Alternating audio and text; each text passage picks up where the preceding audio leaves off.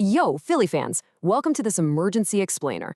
If you're tuning into the Philly stat line right now, you already know we absolutely gotta talk about the bombshell trade our front office literally just dropped on the entire NBA landscape.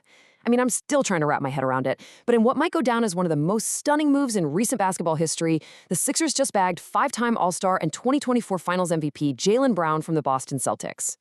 All right, so let's dive into this, because we really need to look at exactly how we just robbed our biggest rivals blind, right after knocking them out of the playoffs, just 2 months ago? I mean, you remember Game 7 of the first round. We sent them packing. And now, somehow, we've walked away with their franchise cornerstone. So we're going to break down the numbers, the rumors, and the projected lineup to really see if the Sixers just pulled off the heist of the century.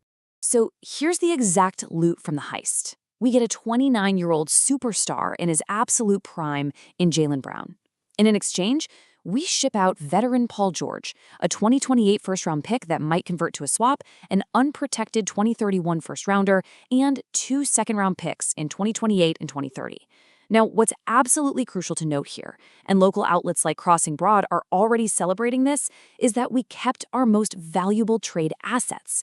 We kept those prized Clippers draft picks. We literally got the superstar without giving up the crown jewels of our draft capital. Now, to put this into perspective, look at this massive number right here, 28.7. That was Jaylen Brown's points per game last season, and it proves exactly why snagging the 2024 Finals MVP completely changes everything for our city. We aren't just getting some role player here, folks. We're getting the league's 4th leading scorer from this past season, a guy who literally put Boston on his back while Jason Tatum was recovering from that Achilles injury. And you know what? The national media is in absolute disbelief. It's a true tale of two cities here. Sports Illustrated perfectly captured it. They handed the Sixers a glowing A+ for jumping right into immediate title contention, while slamming Boston with a catastrophic, embarrassing F. Seriously, an F. You rarely, if ever, see grades this lopsided for a blockbuster deal between two bitter division rivals. The sheer shock across the sports world is just wild.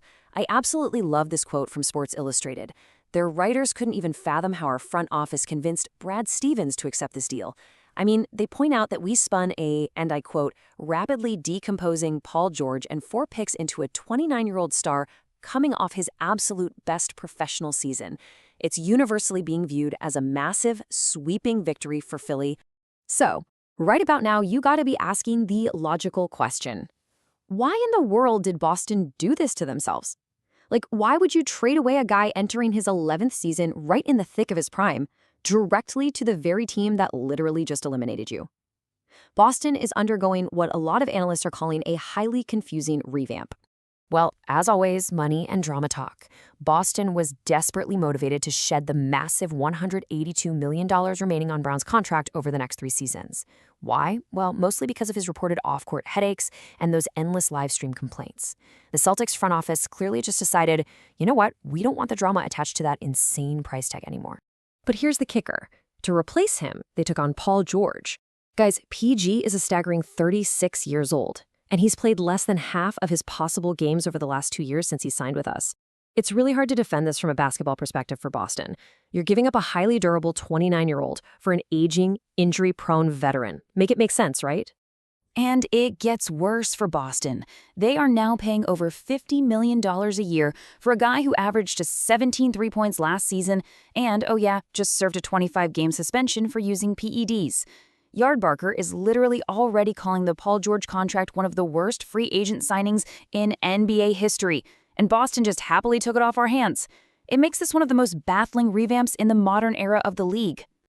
Okay, so the crucial point here is that Boston panicked. This all stems from what we're kind of calling the Giannis ripple effect. Multiple reports confirm that after we knocked Boston out of the playoffs, the Celtics actually engaged in secret trade talks with the Bucks. They tried to flip Brown and picks for Giannis onto Antetokounmpo, but Milwaukee traded Giannis to Miami instead, so that left Boston's front office with a completely fractured relationship with Jaylen Brown. They rolled the dice, lost, and basically decided to just dump Brown to us rather than deal with a toxic locker room. So let's pivot and look at how this builds our future right here in Philly. Because this projected starting 5 from USA Today is an absolute nightmare for the rest of the Eastern Conference. We've got Tyrese Maxey at point, Jaylen Brown sliding naturally into the shooting guard spot, the rising star VJ Edgecombe at small forward, veteran floor spacer Dean Wade at power forward, and obviously the big man himself, Joel Embiid, anchoring the center. Just look at the sheer offensive firepower of that trio for a second. Maxey was the league's number 5 scorer at 28.3 points per game. Brown was number 4 at 28.7. Embiid averaged nearly 27 points. They combined for an absurd average of over 80 points per game last season. Throw in 20-year-old VJ Edgecombe, who averaged 16 points and over 4 assists as a rookie. We possess arguably the most lethal, unstoppable scoring core in the sport right now, hands down. Now, as Philly fans, we definitely got to address the elephant in the room here.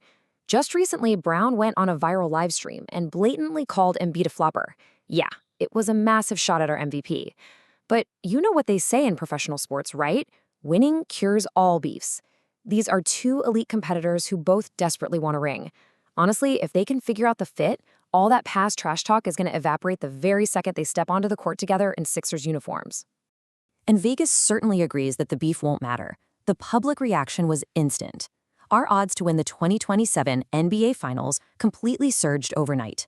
We went from a pre-trade long shot of plus 5,500 all the way down to plus 2,200. Boom. Just like that, we are a top 5 favorite for the title, right up there behind the Spurs, Thunder, Knicks, and, well, surprisingly still the Celtics. Plus, our odds to win the East plummeted from plus 1,900 down to plus 800. The odds makers clearly see the exact same dominant potential that we do. So I'm going to leave you with this final thought to take away from this epic explainer. We've got the talent, we've got the hype, and we clearly have the most lethal trio in the East. But is this historic heist exactly what we needed to finally overcome our playoff ghosts and bring a championship banner back to Broad Street? We bagged the superstar, we completely embarrassed our rival, and now the pressure is entirely on this new Big Three to deliver.